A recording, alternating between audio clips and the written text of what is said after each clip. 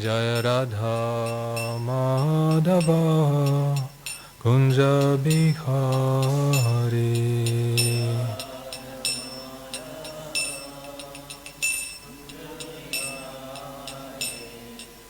Gopi Jana Vallabha Girivaradhari.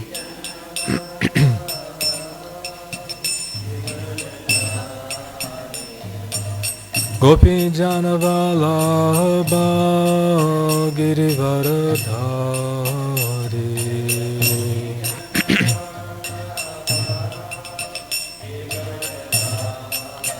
Yashodanandana Brajadana Ranjana. Yashodanandana Brajadana Ranjana. Yamuna Tira Vanachari.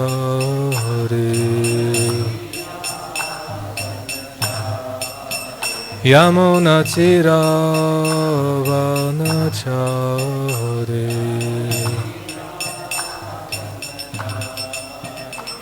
Jaya Radha Madhava Kunja Bihari.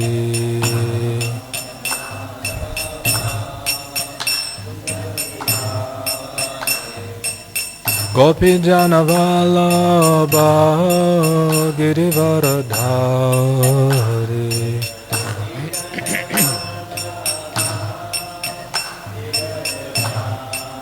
Yashodanandana Brajadana Ranjana. Yamuna Tira Vanachari.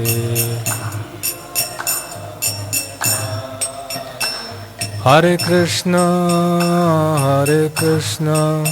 Krishna Krishna, Hare Hare, Hare Rama, Rama Rama, Hare Hare.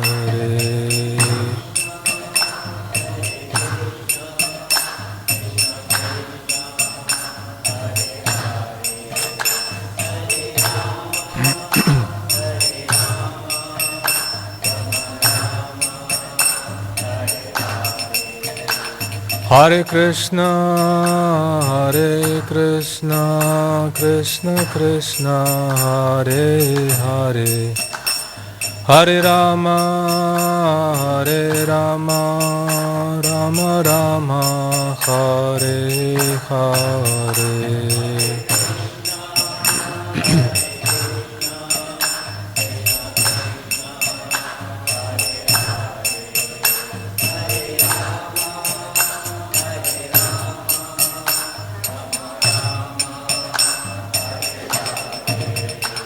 Hare Krishna, Krishna Krishna, Hare Hare, Hare Rama, Rama Rama, Hare Hare.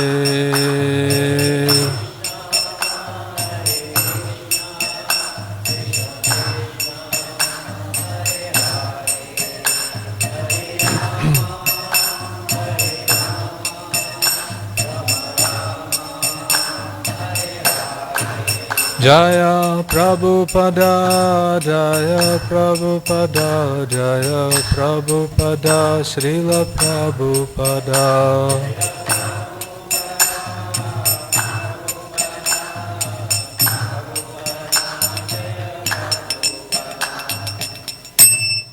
Jaya Vishnupada Paramahamsa Parivraja Kacharya Shtatarashata Shishimati Danji Goswami Abhaish Charnaravindu Bhaktivedanta Swami Srila Prabhupada Ki Jai. Jaya Vishnupada Paramahamsa Parivraja Kacharya Shtatarashata Shishimati Danji Goswami Srila Bhaktisiddhanta Saraswati Goswami Maharaja Prabhupada Ki Jai. Ananta Kochi Vaishnava Vrinda Ki Jai. Grantaraj Srimad Bhagavatam Ki Jai. Samaveta Bhakta Vrinda Ki Jai. Gaura Premanande All glories to assembled devotees, all glories to the assembled devotees, all glories to the assembled devotees, all glories to Shri Guru and Shri Guranga.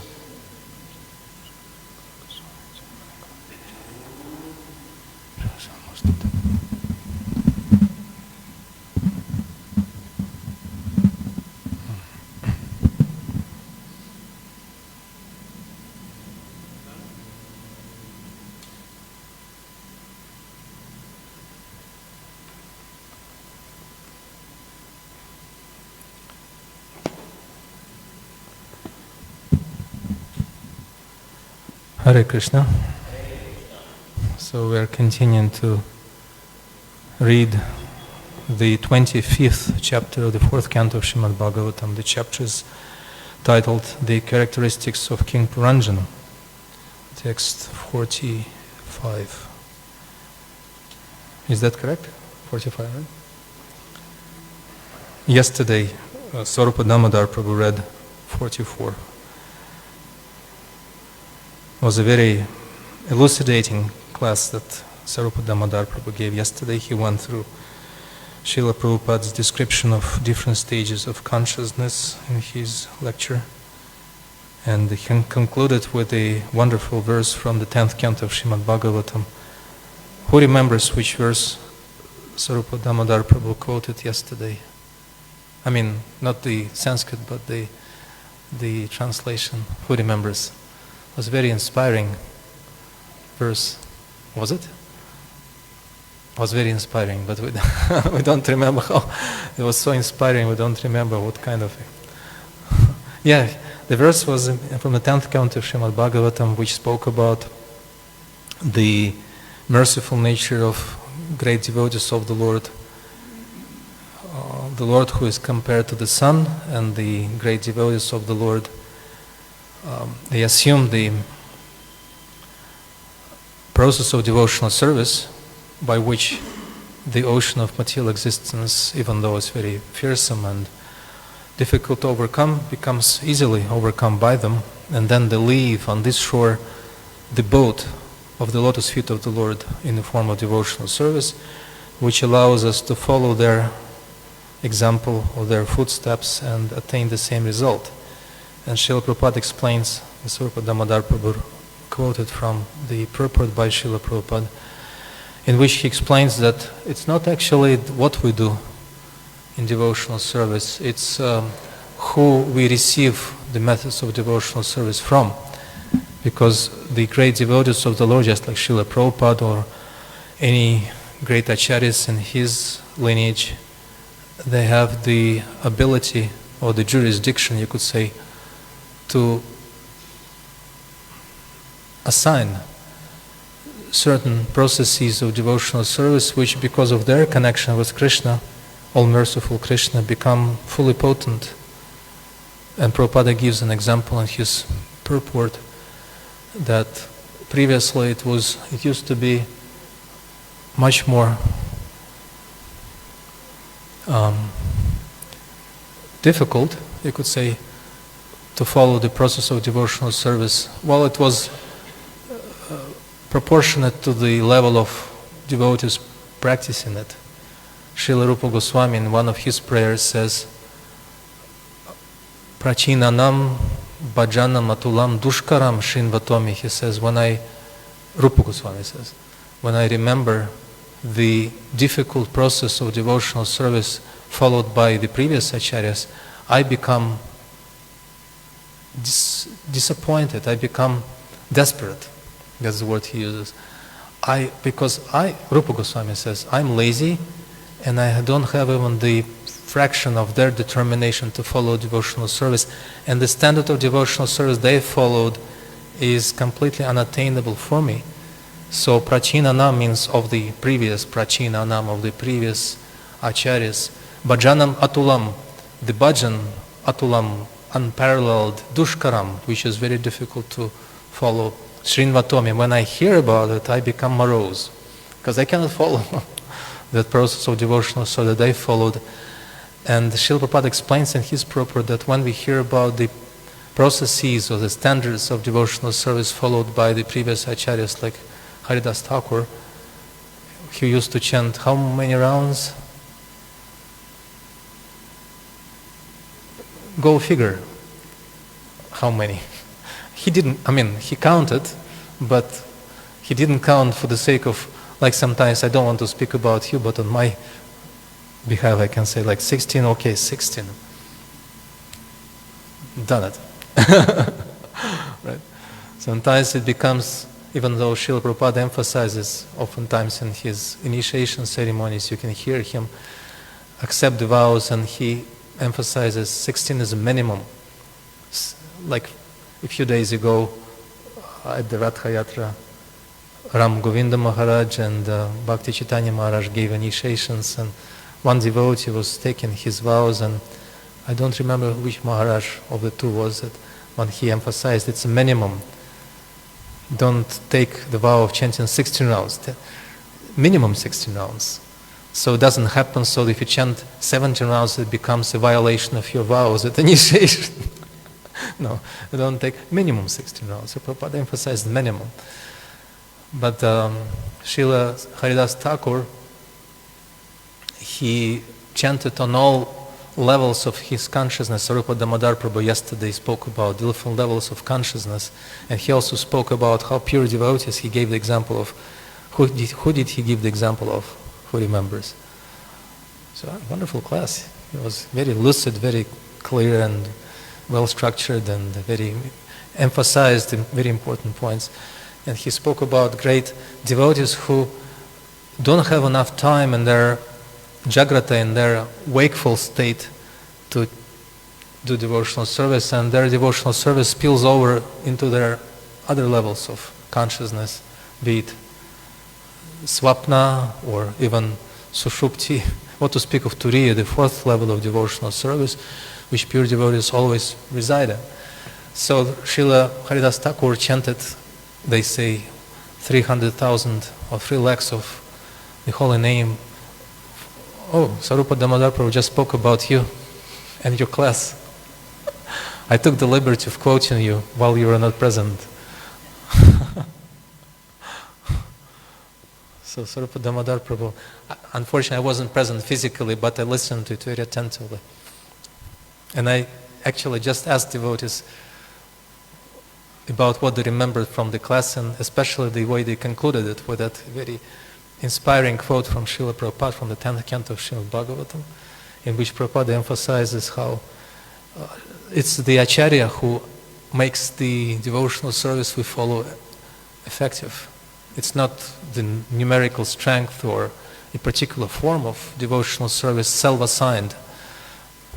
Prabhupada in the Nectar of Devotion says devotees shouldn't assign to themselves different processes of devotional service. Svesvedikari yanishta, in the 11th canto of Srimad Bhagavatam, Krishna says that the only, what's the word he used, merit in devotional service is to measure it properly according to one's qualification. But even that measurement is not done by devotee himself or herself. It's the Acharya who calibrates the devotional service according to the adhikara. And if someone tries to exceed his or her adhikara, thinking that this particular level of devotional service is actually much more profitable or much more glorious or much more efficient, then he or she may run the risk of falling flat on their face in the process of devotional. Of course, Yanasthaya naro rajanna pramadeta karhichit davan nimilya vanetre natschalena patetiha. Even if one out of his immaturity runs down the path of devotional service and falls, well, the verse says one never falls, and one never trips and never falls on the path of devotional service, even if he or she run down that path with both eyes closed. Yanasthaya naro rajan namamadhyata karhichi davan nimilya vanetre means the acharyas explain that the two closed eyes are compared to the ignorance of shrutis and smritis. Even if he doesn't know much of the shastric knowledge, but if he follows blindly, it's a very scary word, sometimes blindly following. It used to be a very glorious thing in ISKCON, blindly following Srila Prabhupada, and no one had any trepidation about it, but nowadays in different quarters it becomes almost like a curse word. But yeah, the verse says even if you run down that path of Bhagavat Dharma, which means following the Bhagavatas, the great devotees of the Lord, you may be confident that you will not trip or fall on that path of devotional service. It's ironically, it's when we try to open our eyes and look sideways, saying, "Do they do the right thing? Do they actually tell me the right thing? Did they give it to me properly? Do they actually know what they're talking about themselves?" Prabhupada, it was an interesting incident when Prabhupada was given initiation to Haridas Prabhu, who recently passed away a couple of years ago. That famous devotee who used to be a thief, and he came to steal Prabhupada's gold watch. And then Prabhupada initiated him on the spot. And then one of Prabhupada's disciples, his secretary, told Prabhupada, in his, I guess he wanted to help Prabhupada, but it wasn't very helpful. He said, "Prabhupada, you don't know what you're doing." Initiating that person. And Prabhupada stopped in his tracks and very strongly told him, "Never ever tell me that I don't know what I'm doing, ever." It means you don't know what you're doing, telling me that you don't know what I am doing, right? So Prabhupada, he knew perfectly well. So when Prabhupada in that purport that Sarupa Damodar Prabhu quoted yesterday, he says, used to be prachinanam bhajanam atulam dushkaram shivatomi, very difficult to perform the kind of devotional service that acharyas of the past performed. And Rupa Goswami says, "I don't have that qualification. I'm lazy and unfortunate. I don't have the kind of, even the modicum of shraddha that the devotees of the past had in devotional service. That's why I cannot even think about doing what they used to do." So the same way Srila Prabhupada, even though devotional service for such great devotees is as natural as breathing for us, they do that, as Sarupa Damodar Prabhu explained, on all levels of their existence. I heard of one Prabhupada's disciple who was going to undergo a heart surgery, triple bypass or something, under general anesthesia, and before he was given anesthesia, he started meditating on the beautiful forms of the particular deity of Shri Radha Krishna. I know the person's name, but it's protected by medical confidentiality.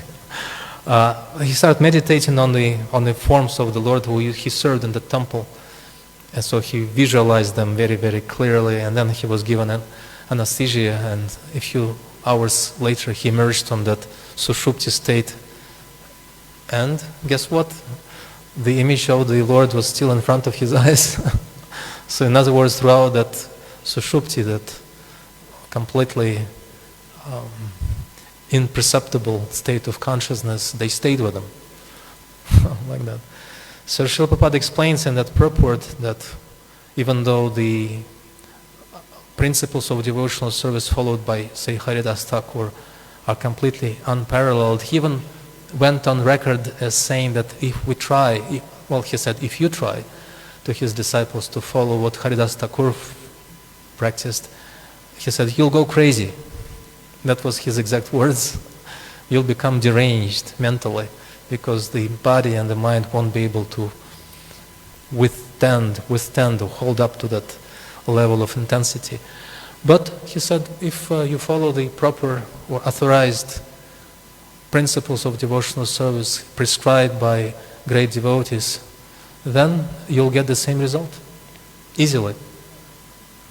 Even though, again, Sarupa Damodar Prabhu made the reference to in his class yesterday to that principle. Sometimes what great devotees promise to their followers seems to be a way of tricking them into following. It is too simple. Interestingly, it becomes particularly too simple sometimes and difficult to follow by those with an upbringing in traditional Vaishnava lineage. When they join ISKCON, then they kind of start comparing what they used to hear from their acharyas and then from what they hear from Srila Prabhupada, and it starts appearing to them as if Prabhupada was trying to somehow or other trick his disciples by giving them deliberately something very simple or simplified, basic, which is not going to bring about the desired result. But then Srila Prabhupada, in his lecture, a series of lectures on Prahlada Maharaj's prayers in Mayapur, there's a wonderful quote. Prabhupada quotes the verse by Prahlada Maharaj, who says, my aspiration is to follow your Britya Seva, the service of your servant. And I don't want to have even your own personal association, my Lord. Don't even offer it to me. I won't go for it. I won't fall for it. And then Prabhupada says that if a devotee of Krishna promises something, and then he says, even if it's not proper, if it's wrong, but a devotee of Krishna promises, then Krishna fulfills it. Because he thinks, well, my devotee has promised, it must be fulfilled. Somehow or other I have to figure out how to make it come true. And then Prabhupada says something completely outrageous. He says, and therefore if a pure devotee of Krishna tells you, I'll take you to Krishna Loka, you must go there. You must go there, he says. And then he says, even Krishna cannot do that. In other words, Krishna cannot promise, I'll take you to Krishna Loka. And then Prabhupada says, well, he can, but I mean to say he doesn't do it. But if a devotee of the Lord says, I take you to Krishna Loka, then you must go there. Whether you want to go there or not, you could say, you must. Because that's his desire. And somehow Krishna will arrange things in such a way that such devotee will end up in a situation which may apparently look like a very unfavorable situation. Sometimes devotees die in very, you could say, inauspicious circumstances, be it of a disease or a car accident or fire or something like that. But what the general public or superficial devotees, sometimes there is such a expression used, devotees who do not go, not saragrahi, they don't understand the essence of what's going on. They may just write it off as a sure proof, evidence that this particular devotee hasn't made it. Because everything happened in his or her life just like in anyone else's ordinary person's life. Srila Prabhupada, in his letter to Tamal Krishna Maharaj, what year was that? 2002, that Tamal Krishna Maharaj passed away in Mayapur. I was there, and when the announcement was made at Mangalarati that Tamal Krishna Maharaj, on his way to Calcutta, passed away in a car accident. And then I was very intrigued by, on the one hand, the closeness, proximity of Tamal Krishna Maharaj to Srila Prabhupada. He was Prabhupada's right-hand man, as you could say. And Prabhupada entrusted him with so many different, very difficult to perform tasks. And I could see, just days leading up to that departure, when Tamal Krishna Maharaj had come to Mayapur for the first time in how many years? It was like quite a few, 6 or 7 years that he hasn't attended the GBC meetings, then he came. And there was something very special about him, is that I will get to the verse, I'm sorry, it was still a recap on Sarupa Damodar Prabhu's class. I was so inspired by how he brought out these important topics in his class. We haven't even started the verse yet.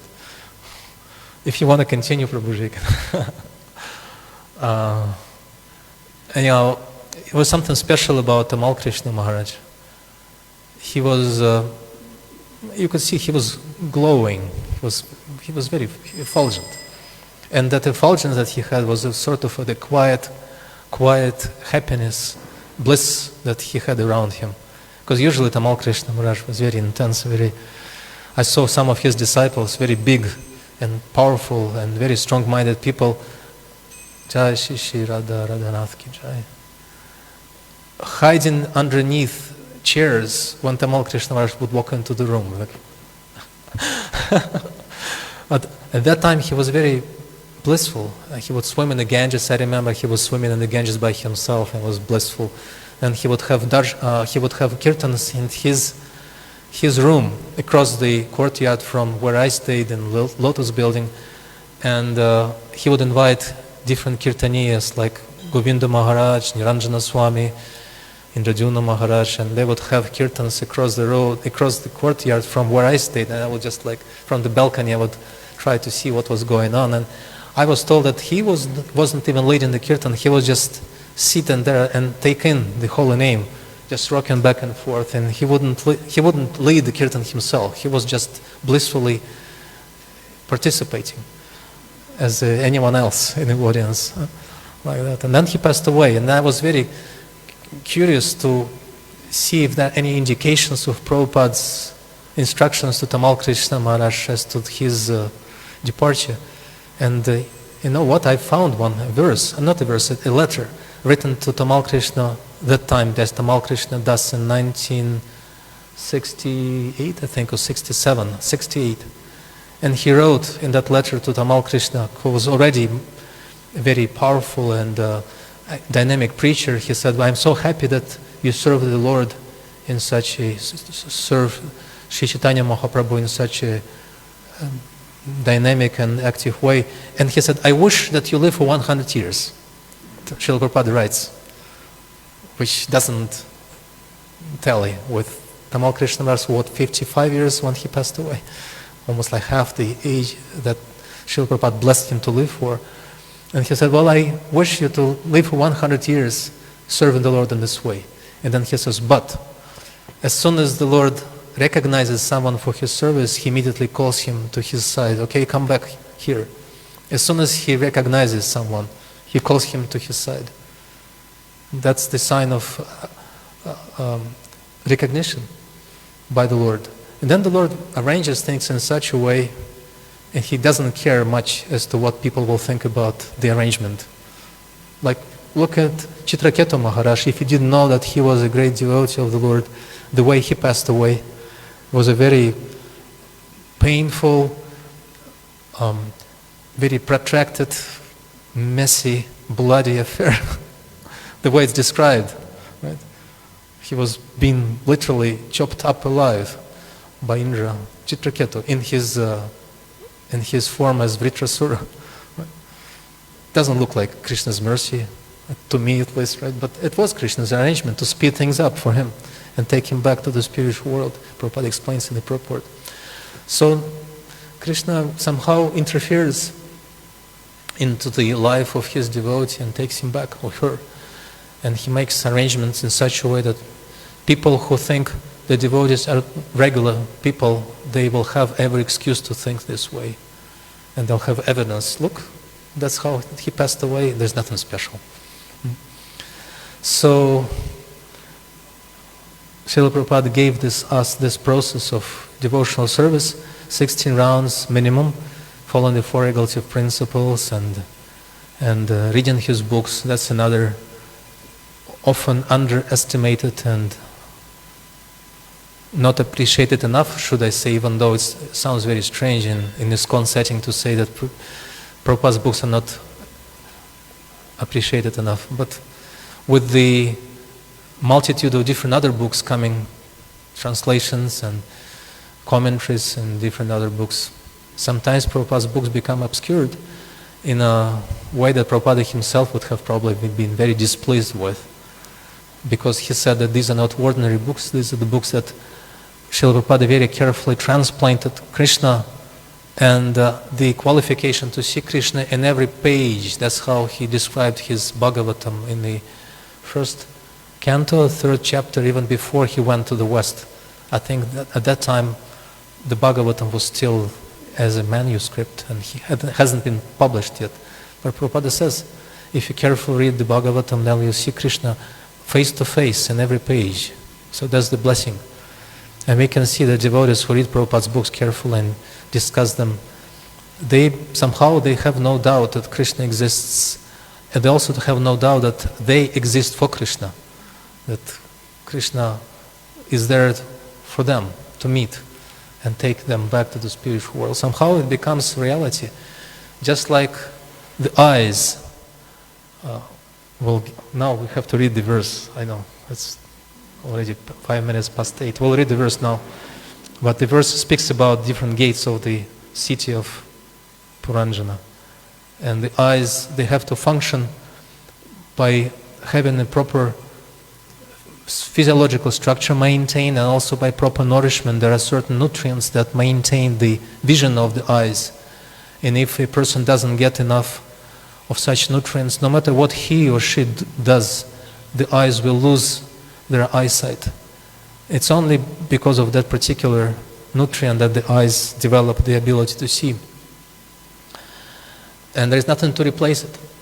In the same way, Srila Prabhupada's books and his lectures, there is a very nice description in Upanishads. They describe Krishna as there's a sequence of descriptions. They say that Krishna is the eyes of the eyes, he is the ears of the ears, he is the mind of the mind, he is the nostrils of the nostrils, he is the hands of the hands. That sounds paradoxical, but it emphasizes that Krishna is the one who gives ability for the eyes to see. He is the eyes of the eyes.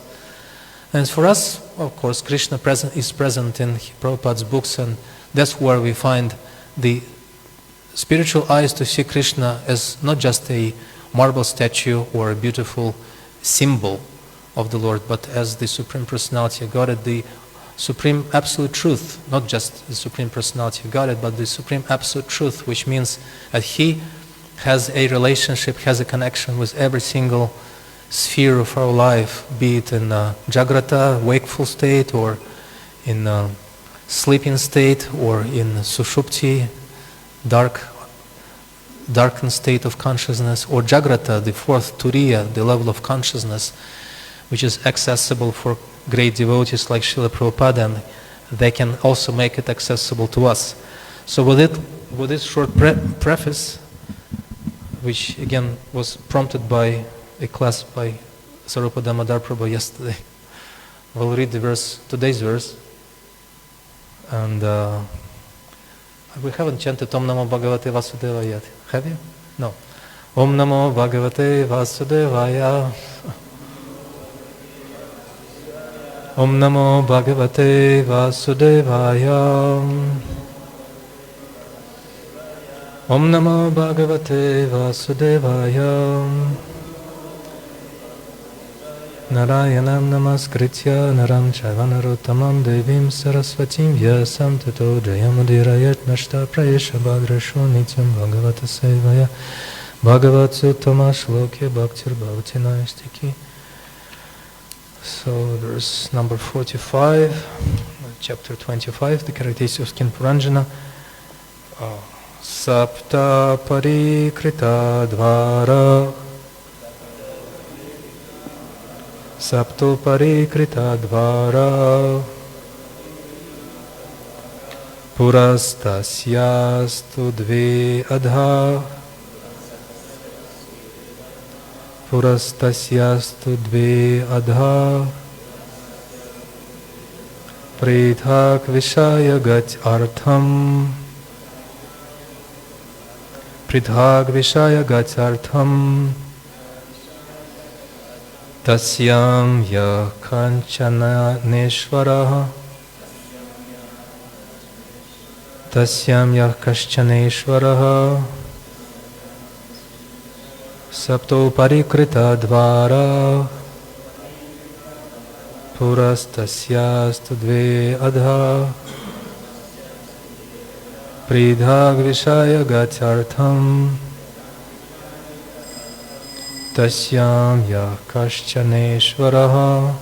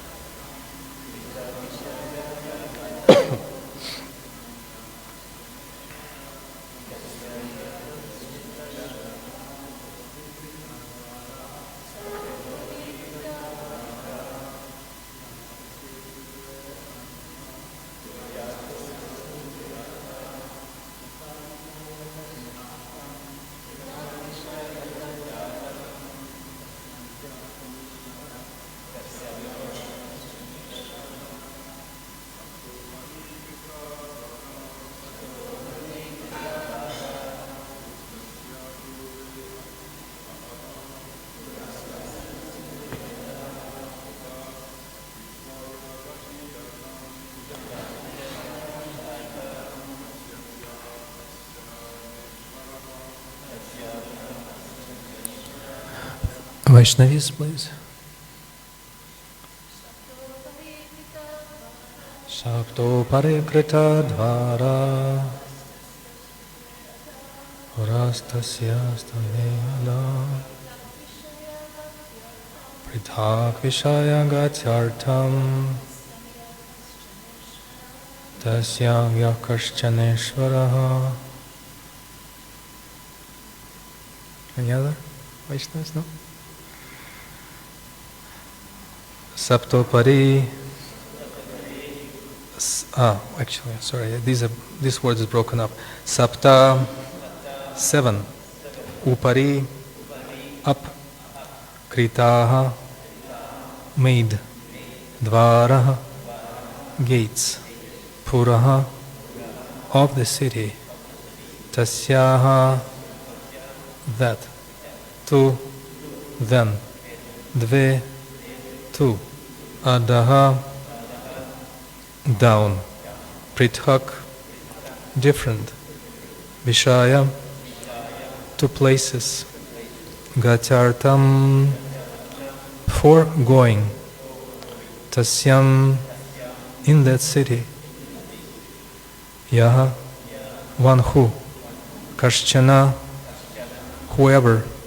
Ishvaraha, governor. Translation, purport by His Divine Grace A.C. Bhaktivedanta Swami Srila Prabhupada. Translation, of the 9 gates in that city, 7 were on the surface and 2 were subterranean. A total of 9 doors were constructed and these led to different places. All the gates were used by the city's governor. Purport, the 7 gates of the body that are situated upwards are the 2 eyes, 2 nostrils, 2 ears, and 1 mouth. The 2 subterranean gates are the rectum and the genitals. The king or the ruler of the body, who is the living entity, uses all these doors to enjoy different types of material pleasures. The system of opening different gates in different places is still evident in old Indian cities. Formerly, a capital was surrounded by walls, and one passed through various gates to go to various cities or toward specific directions. In old Delhi, there are still remnants of surrounding walls and various gates, known as the Kashmiri Gate, the Lahori Gate, etc. Similarly, in Ahmedabad, there is a Delhi Gate. The point of this simile is that the living entity wants to enjoy different types of material opulences, and to this end nature has given him various holes in his body that he can utilize for sense enjoyment. Saptopari krita dvaras purastasya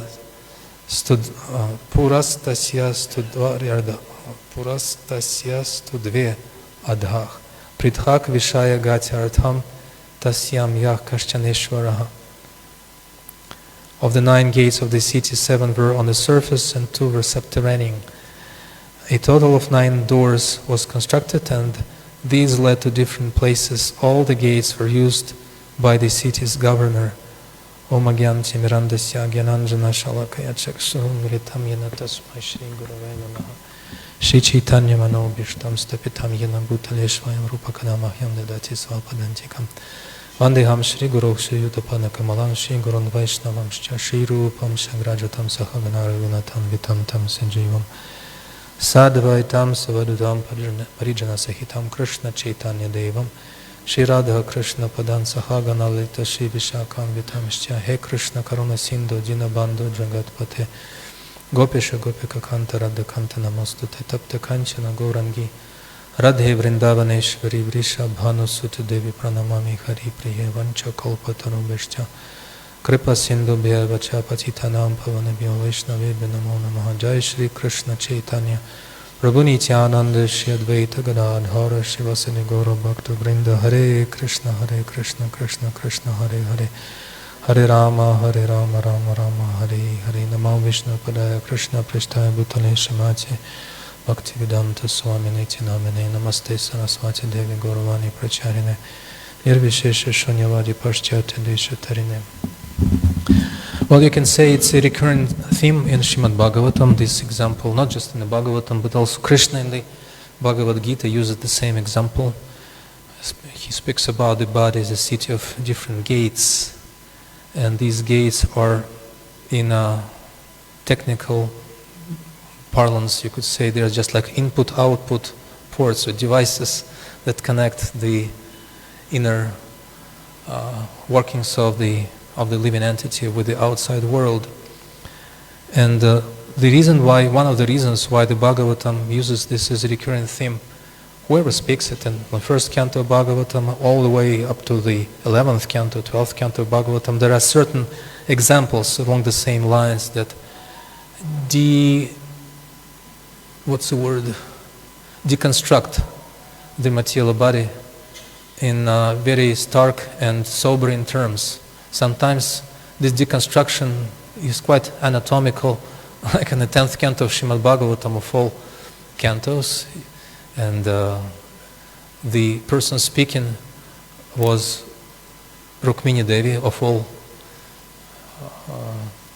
characters of the Srimad Bhagavatam, addressing Lord Krishna, and she very graphically deconstructed, almost like a philosophical autopsy on the body. She said, well, what is this body of a man who, and then she starts describing it in very unflattering terms, the body of a man, which is, should I even, spoken by Rukmini last time when we happened to be giving class, we also made the reference to Rukmini Devi, who with her very sharp and incisive words cut down the pride of Shishupala by correcting a few mistakes in his own letter to her. And in this particular instance, Rukmini Devi, again, she doesn't mince words. She says, well, the body is just like a leather bag filled up with unclean substances, mucus and air and blood, and decorated with bunches of hair here and there, and inhabited by different insects and parasites.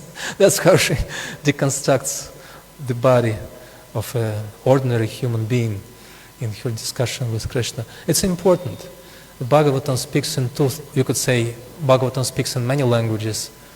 There is a reference to the Bhagavatam description in Tattva Sandarbha. Srila Jiva Goswami quotes Vopadev, a famous scholar of the past, who says that the Vedas speak like a very stern, strict father in imperatives. Usually the fathers say, do this, don't do that, and it's just like that. Verbs are used in imperative tense as an injunction which cannot be disobeyed. Then the Puranas, Vopadev is being quoted by Jiva Goswami, the Puranas speak like friends. A friend walks over to a friend and puts his hand around his shoulder and says, okay, why don't we do this? Why don't we do that? In a very friendly way to encourage his friend in a particular direction. And then the Kavya is another corpus of scriptures, speaks to us like a lover, and the lovers sometimes whisper pleasantries into the ears of the beloved, the words that no one else can understand except the person who the words are meant for. Sometimes the lover even doesn't say anything at all. He or she just remains silent, and that silence communicates more than words. But then Vopadev continues to explain that the Bhagavatam speaks in all three languages at the same time, as an instruction, as an injunction, very strictly, also as a friend, and also as a beloved, encouraging by different innuendos and different roundabout ways, encouraging the proper spiritual emotions in the heart of the listener. So this is what is also manifested by one of the main speakers of the Bhagavatam, Narada Muni. I don't know how many verses Narada Muni speaks, but he's up there, one of the most prolific speakers and characters of Srimad Bhagavatam. And his particular feature of Narada Muni is that he loves to preach to people who seem to be completely useless for all intents and purposes, either because they're completely materialistic, and Narada Muni even attempts to preach to somebody like Hiranyakashipu in the 7th canto of Srimad Bhagavatam, or to someone who is completely swayed and carried away by what they think to be the highest goal of Vedic pursuits, like King Prachina Barhishat. Interestingly, just the previous chapter, the previous chapter is a stark contrast with the chapter that we read now, 25th chapter. 24th chapter was very closely related to this chapter, because this chapter is spoken to King Prachina Barhishat, but the previous chapter, who remembers who the chapter was spoken to borrow a tool from Swarupa Damodar Prabhu's toolbox, and he asks questions of the audience to keep them engaged, right? Who remembers? What was the 24th chapter about? Just the chapter before was a song sung by Lord Shiva. I know it was what, 1.5 months ago, because we're already 45th verse, right? Almost 2 months ago. So 2 months is a long time. But it was spoken by Lord Shiva to Prachetas, the sons of Prachina Barhishat. And that chapter, the 21st chapter of the 4th canto of Srimad Bhagavatam, is completely, you could say, different from its approach and its content, because Lord Shiva speaks about the most exalted topics. Actually, exactly 1 chapter ago, verse 45 of the 24th chapter is where Lord Shiva describes. Here we hear the description. Now it's gone. We see the description of the 8 of the 9 holes in the body. I remember just earlier this year, what was that? Vansheshika Prabhu. In Mayapur, he gave class, and the class was about holes in the body. And it was so, I wanted to re-listen to that lecture again, but didn't have time. But he just spoke that holy class on holes in the body, emphasizing how imperfect, how deficient our existence is in the material world. Literally, the only thing we can enjoy in this world is holes, black holes mostly, of the body. And he went on to very nice, very positive, you could say.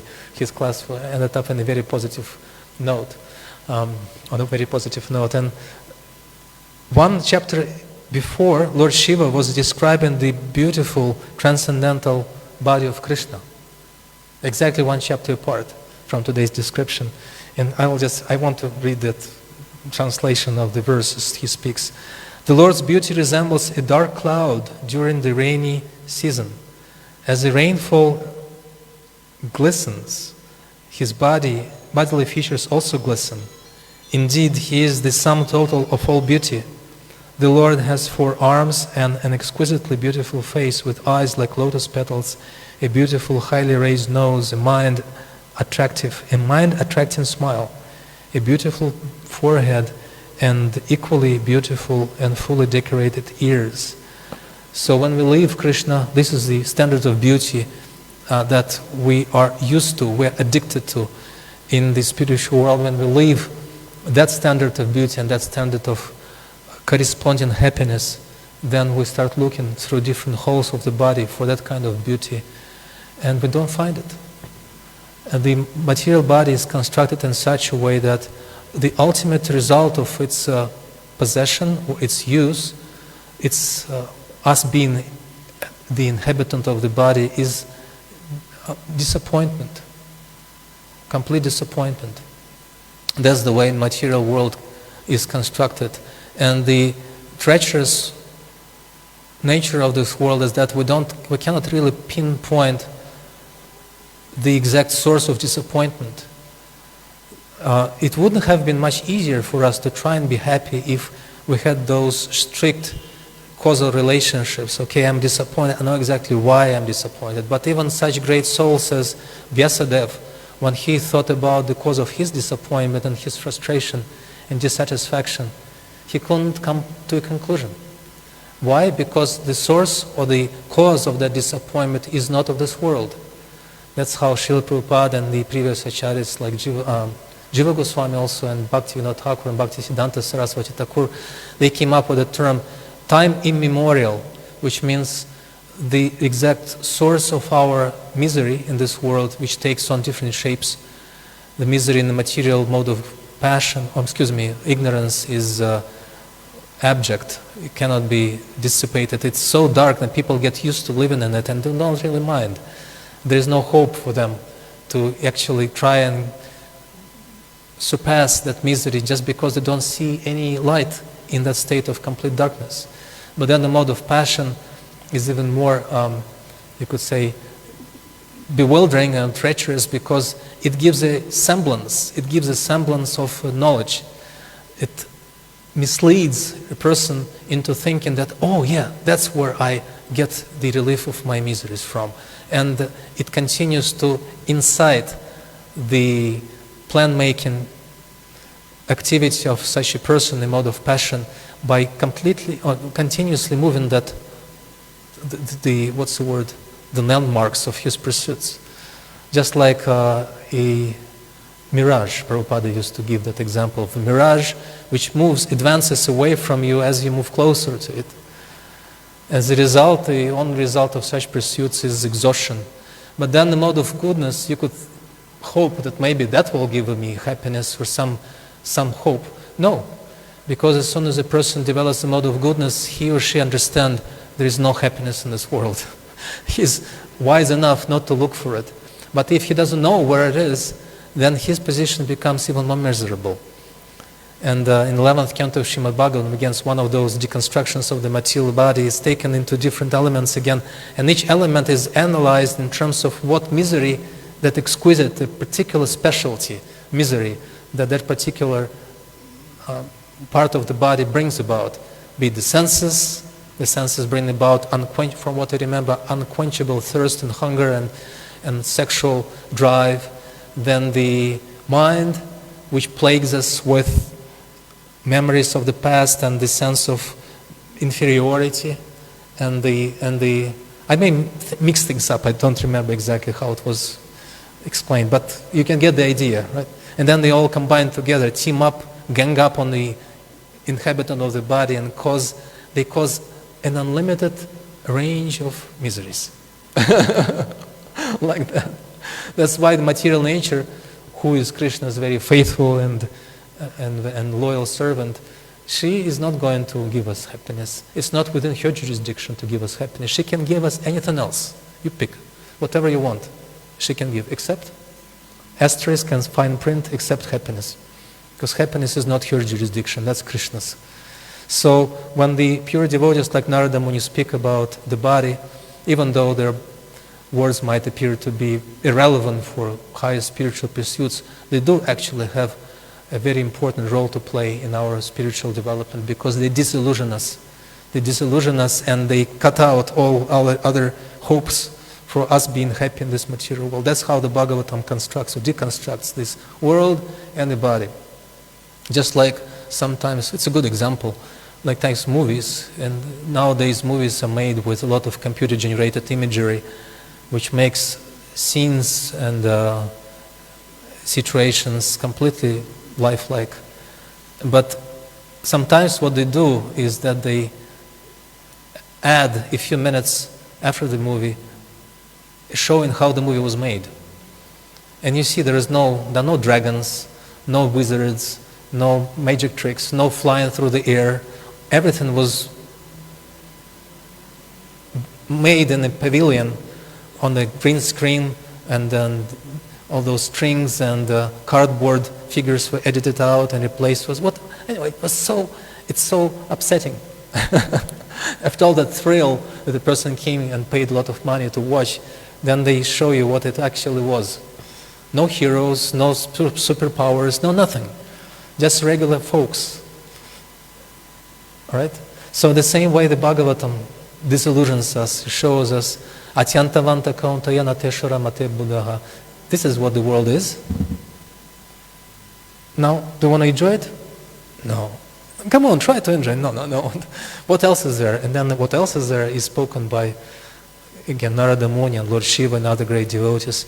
To the disillusioned living entity, they are willing and ready to give them the actual purpose of life. Krishna's wonderful appearance, Krishna's wonderful pastimes, his wonderful devotees, and also these great narrators of Srimad Bhagavatam give us the eyes, these proper spiritual eyes, which will enable us to be able to see the beauty of Krishna and beauty of the spiritual world as real, as much real as nowadays we see the material world around us. I think my time is up. I was going to say something completely different to what, but it was all because of Swarupa Damodar Prabhu's yesterday's class, so I wanted to continue in the same vein. Somehow felt inspired to try and recap on what he spoke and continue in the same direction. Do you have any comments or questions or corrections? It's already 8:30.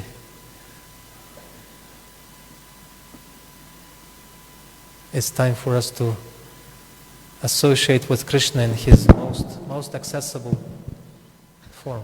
Right? Yeah. Hare Krishna. About the body and the different parts of the body being vehicles for suffering, His Holiness Bhakti Charaswami would often use the example to drive home the point that the material body is designed for suffering, and he would give proof that he takes some arbitrary part of the body like the thumb, and he'll ask the audience, can you think of the number of ways that you can give pleasure to this thumb? You could put some lotion in it, you could massage it, blow on it or something. Then think of the number of ways you could inflict pain on the thumb. And the number of ways to inflict pain on the thumb is so many more than giving pleasure. And he made the point, and you extrapolate that principle throughout the body, that it's really designed for pain and not for pleasure. But then even though we get daily, I mean, at least nowadays as I'm getting older, we get a daily reminder about the body being a receptacle of pain. How is it that every morning we get up with renewed optimism that, oh, I'm going to be happy again in this body? Why is it that we somehow like do a reset? We forget everything, even though it's just a constant reminder in front of us. That's the question, right? Well, on the first part of your remark, I guess that example by Bhaktichara Maharaj was given before the advent of smartphones, because nowadays thumbs are actually the only source of pleasure for people these days. I think that's the only source. Everything else depends on how you use your thumb, right? On a smartphone.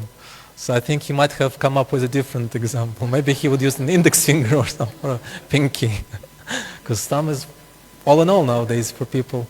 Just like it used to be, who was that, Ekalavya, who cut off the thumb on Dronacharya's request, and that was basically the end of his career as an archer. So nowadays I think people value their thumbs as much, if not more, to be able to operate their smartphones. And I don't know how they do it. I watched young people do their smartphone modules, and the speed of tapping and typing, it's something on par with Ekalavya's proficiency in archery, I think. So, as far as the second part with renewed optimism, I don't know. Actually, I think now that you mention it, I think there is a tipping point before it's climbing up and reaches its peak optimism, but then every time you wake up you realize that it's going to be the same as yesterday, and as much futility of hopes for optimism that I encountered last the day before, I don't think it's going to be any difference. So maybe that tipping point happens around mid-age, kind of, when we'll know better than expecting anything good from this day, until and unless we manage to come to Mangalarati and see the beautiful forms of Shri Shri Radha Radhanath. I remember Mataji Devi Shakti of Vrindavan. Who knows? Who of you know Devi Shakti? She's an amazing person. Huh? She's glowing like the sun. You could see. And she's what? She's probably the senior most Vaishnavi in Vrindavan. It's called Vrindavan. I think she started residing in Vrindavan before the temple was even built. And she once was given a class, and somebody started asking her questions about Raganuga Bhakti and things like that. Well, it's recorded. I think it can be found. Her answer was nothing less of Rukmini's answer to and she says, our Raganuga Bhakti is, we should come to Mangalarati, and we should come unless we are half dead. That was her. So that's the optimism. And Prabhupada explains in that optimism is a proper mixture or ratio, balance between optimism, pessimism, and the life of a devotee. In his famous letter to Atreya Rishi about utopia, and towards the end he says, a devotee is always pessimistic about the material world, but he or she is always optimistic about the spiritual world. So when a devotee wakes up in the morning, then of course, maybe sometimes because of the health condition, that pessimism kicks in and reminds the devotee, well, the body of the city of 9 gates is not going to live too long. The gates are shutting down. Sometimes it takes an effort to open up gates. As Badrinarayan Maharaj once said in his class, you're lucky you have some of the gates at least functioning, because as the time goes by, those gates, they tend to collapse and malfunction, and you cannot really use them so much as intended, right? But then the optimism comes with the remembrance, well, I'm still alive in this body, and Krishna still allows me to remember him, still allows me to get myself up and force myself into Mangalarati. And then once we force ourselves successfully into Mangalarati, then something else happens. Then there is another energy takes over. Now we're not at the mercy of the material energy, we're at the mercy of the spiritual energy. Which makes, interestingly, now this is a good, I was thinking how to conclude that discussion today on holes in the body. But now with your lead, your question, I know how to conclude it. There is a verse in the 8th canto of Srimad Bhagavatam spoken by Shukracharya. And Shukracharya, was it Shukracharya? No, I think it's one of the major. Anyway, he was there in the 8th canto of Bhagavatam. And it says, Mantratah tantratah chidram I forgot the second line. Sarvam karoti nishchidram anusankirtan mantava. At least I got 3 out of 4. The second line says, Arha vastutaha. It says, even if there are deficiencies, literally holes, chidra means holes, in the mantras and the tantras, the rituals you perform, in the performer and the place, time, circumstances, ingredients. Sarvam karoti nishchidram anusankirtanam tava. My Lord, they address the Lord. The sankirtan of your holy names makes everything nishchidra, means it fills up all the holes, all deficiencies in our body, in our mind, in our spiritual activities. Whatever was deficient becomes perfect. Nishchidram, anusankirtanam tava, by the chanting of the holy names of yours. Everything becomes perfect. So when we come to Mangalarati or to Kirtan or to Krishna Katha, then somehow whatever deficiency we had and misgivings about this world become remedied by Krishna in his form of the holy name and in his form as his devotees. and then we walk back with substantial or substantiated expectations of optimism. Now it's substantiated. Now we have a reason to be optimistic. Before there was no reason. Right? So maybe I'll just end on this note, this positive note. Is it okay? Do you have any other comments? No? Thank you so much. Srila Prabhupada ki jai, Grantaraj Srimad Bhagavatam ki jai, Gaura Premanande.